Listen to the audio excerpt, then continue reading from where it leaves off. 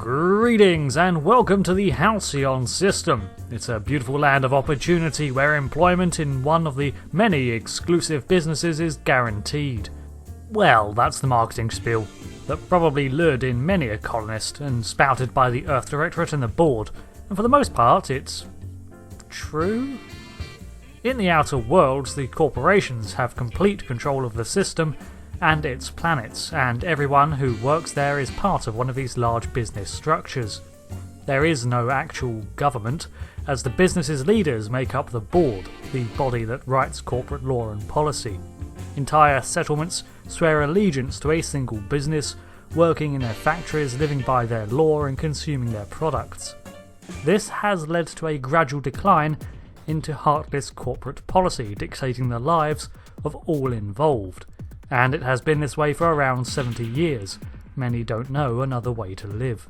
Yet there is one world that the board denies, a world that has been cut off from economic trade and commerce, left to suffer its own fate and struggle to hold on through a tenuous network of smugglers.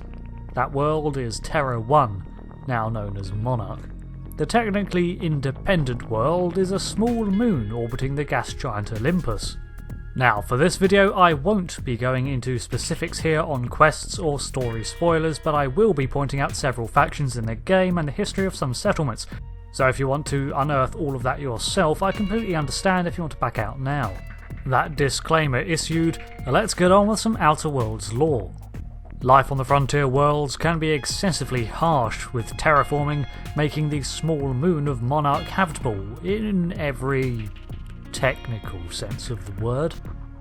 However, ravenous monsters range across its surface like roaming rapid packs of raptidons and insidious infestations of mantiqueens. On top of all of this, Marauders, those lawless who have chosen to live outside of the board's rules, and are worse, are unemployed, also flock to Monarch because of its reputation. Large sulphur deposits spot the surface, and anyone who has been near such can tell you it creates quite the smell. The pungent aroma permeates the whole planet, and although the air is breathable, it can take its toll. Outlaws, smugglers and the like also make this violent moon their homes, and it wasn't long before the corporations began to decide that the risk of business on Terra I was not worth the reward. One by one they began to withdraw, which was great news for MSI. Monarch Stellar Industries remains the planet's primary business corporation, led by Sanjar Nandi. Considered a bit of a rogue by the board, he wished to institute a number of changes to improve working conditions for its employees.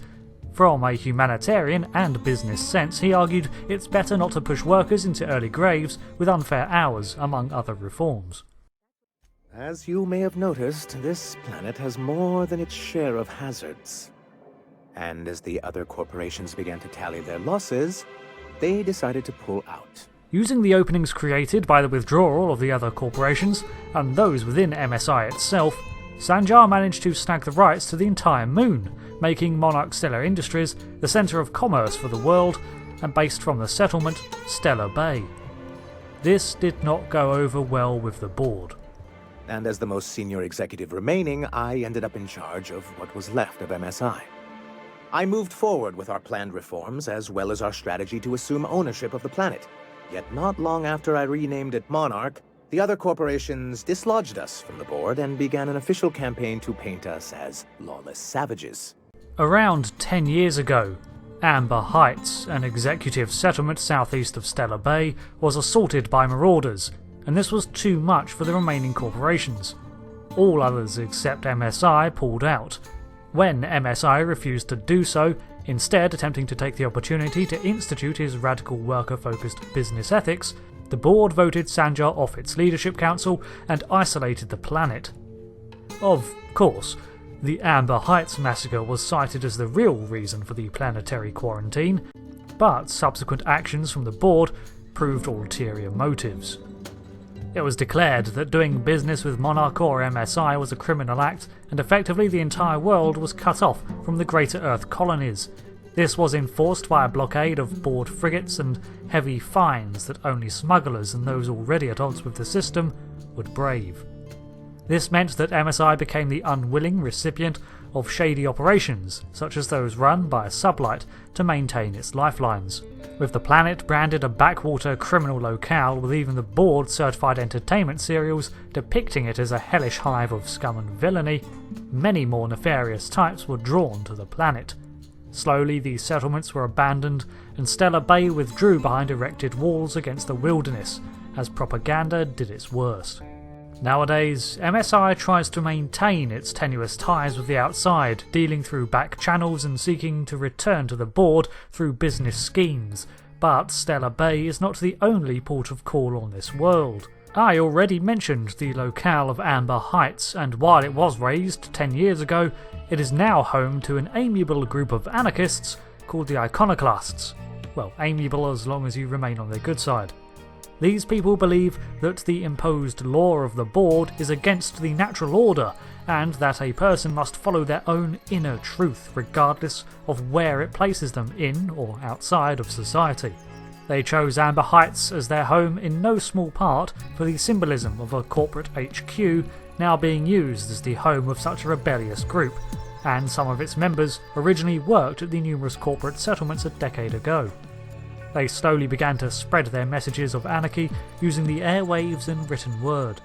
Further into the expansive wilderness you can find the settlement of Fallbrook, a town of prefabs built into the side of a cliff where a waterfall showers into its depths, hidden from overhead flights.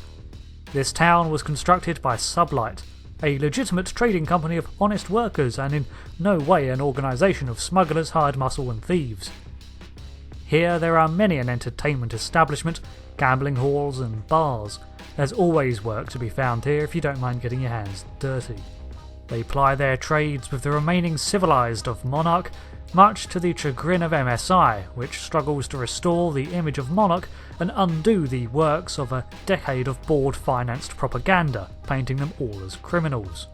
Surprisingly, or perhaps not, this world's reputation of danger draws many a blue-blood Byzantium board-owned worker seeking to experience the thrills of the lawless frontier, and Fallbrook has many an industrious inhabitant only too happy to relieve the naive tourists of their hard-earned coin.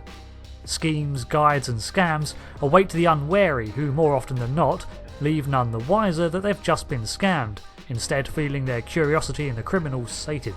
There are many more settlements on this law-forsaken moon that struggle to get by, and trade with the other communities. However, with all the hazards present, MSI security, mercenary bands such as C3, or even the smugglers of Fallbrook are often employed to protect assets against marauders and the critters of the land. One such band was employed by the residents of Devil's Peak, the tallest mountains for miles around. Shaped like twin horns of tough obsidian jutting heavenward, an unmistakable landmark in the midst of it all. On this ominous towering edifice lies the transmission tower and the lair of the mysterious information broker known only as the Broker. This figure has been operating from their tower, collecting and selling information under the blessings of MSI. Many have done business with this elusive individual who has earned quite the reputation for themselves, the lawless land around them usually enough to dissuade hostile intervention. At the base of the slopes of Devil's Peak lies Cascadia, the Rizzo's sweets manufacturing plant, now long since abandoned and occupied by Marauders, a real den of villainy akin to the ones publicised by the board. Of course, rumours here too are that the plant was host to some experimentation of some kind, and that it was evacuated when a shipment of wildlife broke loose and attracted the dangerous predators that circled its walls. Burrowing beneath the defences, the sheer amount of creatures within was too tempting for the ravenous masses of Monarch, and Rizzo's Cascadia fell, retreating to their off-site bases. The forsaken moon of Monarch is not as bad as the serials and publicity suggests, but it is inching ever closer to that image due to how the board is presenting it. The toxins, wild animals and criminally insane dot the surface, but among this cesspool of hazards just lies some good folk trying to get by. There's many other worlds out of there. See what I did there? and I'd like to do videos on them and other aspects of this game, but we'll have to see what you all think. This is just one world's twisted tale that I've uncovered in my time in Halcyon, and there are many others to explore. The Groundbreaker port, the history of the crossing from Earth, and the capital planet of Byzantium, so there's a whole lot to talk about. Until then, thank you for watching, and I'll see you next time for another sci-fi lore video. I've been Hawthorne. I most definitely meant Hawthorne. I didn't steal his ship. Thanks again, and goodbye.